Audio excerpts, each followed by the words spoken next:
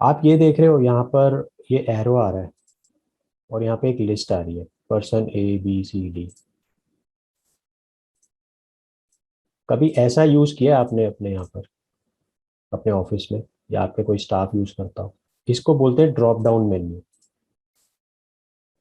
ठीक है, तो ये काम आता है गलत डेटा भरने से अगर लोगों को रोकना हो, to prevent wrong data from entering in the sheet. ये आप इस तरीके से कर सकते हैं। जैसे मान लीजिए आपके लिस्ट ऑफ कस्टमर्स हैं, कोई गलत स्पेलिंग डाल देता है, कोई XYZ कस्टमर की स्पेस डाल देगा, कोई कुछ डाल देगा, अलग अलग फॉर्मेट से। तो आप इस तरीके से लिस्ट बना सकते हैं, जो जो प्रोडक्ट्स कुछ, जैसे मान लीजिए स्टैंडर्ड है, तो प्रोडक्ट्स की लिस्ट बना के, जैसे मैं आपको एक करके दिखा,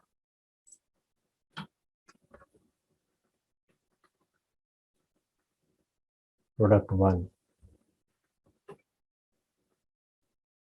प्रोडक्ट 2। मान लीजिए आपके 20 प्रोडक्ट है। ठीक है,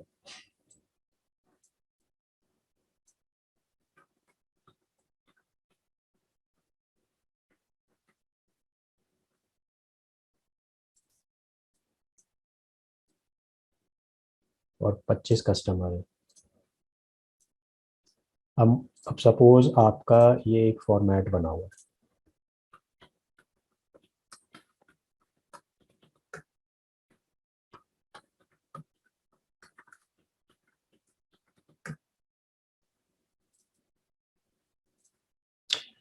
अब क्या करेंगे? जैसे मान लीजिए अब यहाँ पर मैंने कस्टमर 1 टाइप किया। कस्टमर 1 के बाद फिर मैंने मान लीजिए गलती से ये डाल दिया। ठीक है, तो आपकी रिपोर्ट्स जनरेट नहीं हो पाएंगी ठीक से। अगर आप पिवट टेबल यूज करेंगे तो वो ठीक से यूज ही नहीं हो पाएगा, क्योंकि ये कस्टमर 1 है, लेकिन एक जने ने ठीक डाला और दूसरे जने ने गलत डाल दिया, तो आपकी रिपोर्ट करेक्ट नहीं हो पाएंगी। इसको प्रिवेंट करने के लिए इसको प्रिवेंट करने के लिए आप क्या कर सकते हैं कि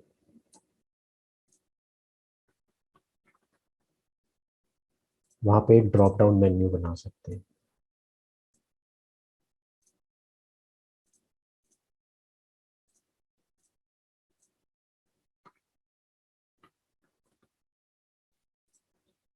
तो अब आपको मैनुअली कस्टमर का नाम डालने की जरूरत नहीं है। आप लिस्ट में से आप सिलेक्ट कर सकते हैं कौन सा कस्टमर यहाँ पे एंट्री कर कौन से कस्टमर की एंट्री करनी है।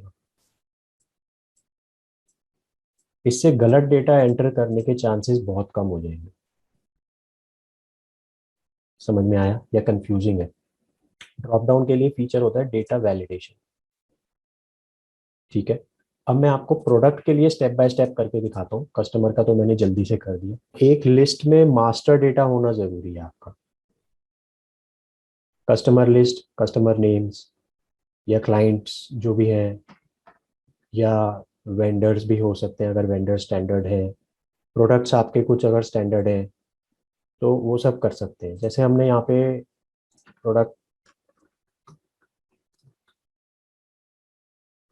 जैसे ही मान लीजिए ये प्रोडक्ट्स मास्टर बना दिया। जैसे मान लीजिए ये आपने प्रोडक्ट मास्टर मेंटेन किया हुआ है। ठीक है,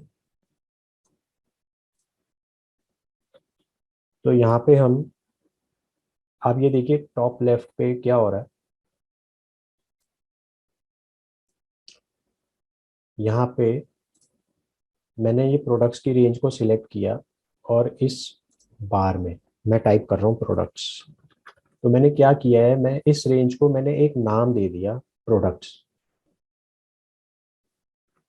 ठीक है, अब मैं दूसरी शीट पर जाऊंगा जहाँ पे मुझे एक्चुअली डेटा एंटर करना है, जो मास्टर डेटा नहीं है, या आप अपना रनिंग डेटा जो मेंटेन करते हैं।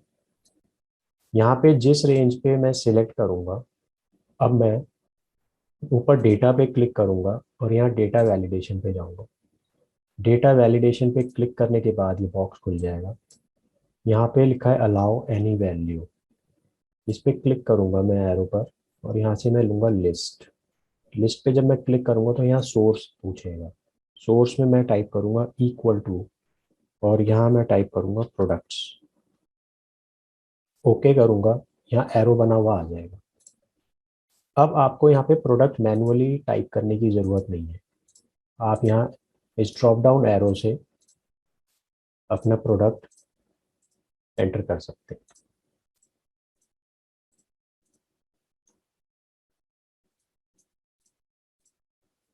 ठीक है, एक शीट तो आप मास्टर बना लीजिए। जैसे ये इसको हम दे देते हैं नाम मास्टर डेटा। इसके दो पर्पस होते हैं, दो इसके बेनिफिट हैं। बेनिफिट वन तो ये है कि गलत डेटा टाइप होने से बच जाता है। दूसरा ये है कि लोगों को ना आलस आता है डेटा एंट्री करने में, इस वजह से डेटा लोग डाल ही नहीं पाते। आप बना दीजिए शीट्स, लेकिन वो डालेंगे ही नहीं डेटा, क्योंकि बहुत टाइम लगता है टाइप होने में। तो ये इससे टाइम भी सेव होता है उनका।